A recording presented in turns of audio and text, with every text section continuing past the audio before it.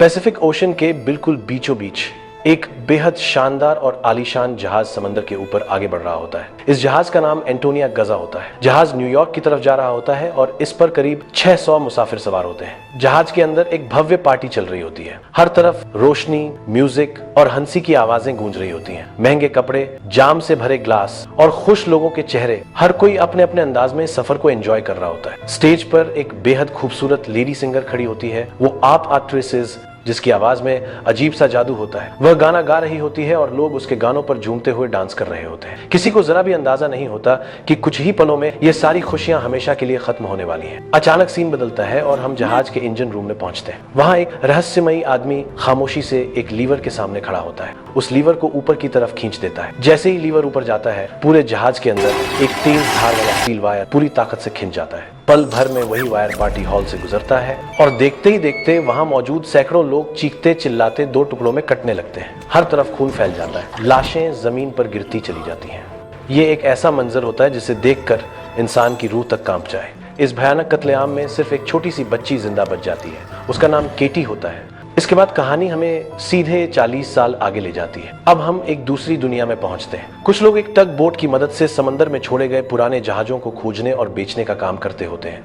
ये लोग एक बड़े जहाज को खींच रहे होते हैं। तभी अचानक वो जहाज डूबने लगता है। टीम का लीडर हालात को समझते हुए मर्फी नाम की लड़की को ऑर्डर देता है कि वो फौरन उस जहाज पर जाए और उसे बांधने वाला वायर काट दे, वरना ये जहाज और उनकी टग बोट दोनों डूब जाएंगे। मर्फी जब जहाज पर पहुंचती है तो उसे पता चलता है कि जहाज के निचले हिस्से में एक बड़ा सा क्रैक पड़ चुका है। पानी बहुत तेजी से अंदर भर रहा होता है और जहाज अगले कुछ मिनटों में डूबने वाला होता है। मर्फी रेडियो पर यह बात अपनी टीम को बताती है। लीडर उसे फौरन वापस लौट आने का हुक्म देता है, लेकिन मर्फी पीछे हटने वालों में से नहीं होती, क्योंकि इस जहाज को ढूंढने में उन्हें 3 महीने लगे होते हैं। मर्फी बिना किसी डर के पानी में कूद जाती है। उसे देखकर उसके 2 साथी भी औजार लेकर उसके पीछे कूद पड़ते हैं। तीनों मिलकर जान जोखिम में डालते हैं और बड़ी मुश्किल से उस क्रैक को वेल्ड करके जहाज को डूबने से बचा लेते हैं। बाद में ये लोग उस जहाज को मार्केट में बेचकर काफी सारा पैसा कमा लेते हैं और लीडर वो पैसा सब में बराबर बराबर बांट देता है। इसी दौरान एक आदमी दूर से इन सब पर नजर रखे होता है। उसका नाम जैक होता है। जैक टीम के लीडर के पास आता है और उसे एक और जहाज के बारे में बताता है। एक ऐसा जहाज जिसमें बेहिसाब खजाना छुपा हुआ है। वह जहाज और कोई नहीं बल्कि वही एंटोनिया गजा होता है जो 40 साल पहले रहस्यमयी तरीके से गायब हो गया था। खजाने का नाम सुनते ही पूरी टीम लालच में आ जाती है और इस मिशन के लिए तैयार हो जाती है। कई दिनों के सफर के बाद ये लोग समंदर के एक बेहद वीरान हिस्से में पहुंचते हैं। अचानक रडार पर एक बड़ा सिग्नल दिखाई देता है। थोड़ा आगे बढ़ते ही इनके सामने एक विशाल जंग लगा हुआ जहाज नजर आता है।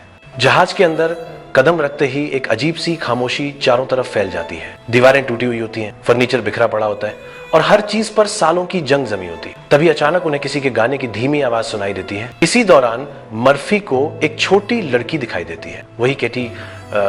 लेकिन हैरानी की बात यह होती है कि उसकी उम्र आज भी वही होती है। धीरे धीरे मर्फी को एहसास होने लगता है कि केटी कोई इंसान नहीं बल्कि एक आत्मा है और इस जहाज में सिर्फ केटी ही नहीं बल्कि सैकड़ों मासूम लोगों की आत्माएं कैद है। आखिरकार सच्चाई सामने आती है। जैक कोई इंसान नहीं बल्कि एक डेमन होता है। वो एक सोल कलेक्टर है जो इंसानों की आत्माओं को कैद करता है। उसने इस जहाज को ठीक करवाने के लिए इन सबको यहाँ लाया था। अब जब जहाज पूरी तरह से ठीक हो चुका था तो जैक को इन लोगों की कोई जरूरत नहीं रह गई थी। मर्फी ये फैसला करती है कि वो इस जहाज को तबाह कर देगी ताकि जैक के कब्जे में कैद सारी आत्माएं आजाद हो सके। वो पूरे जहाज में बम लगाना शुरू कर देती है। जैक अपने असली खौफनाक रूप में सामने आ जाता है और मर्फी पर हमला करता है। आखिरी पल में मर्फी एक तीर से बम के रिमोट को निशाना बनाती है और खुद समंदर में कूद जाती है। एक जबरदस्त धमाका होता है। जहाज टुकड़ों में बिखरने लगता है और सारी आत्माएं आजाद हो जाती हैं।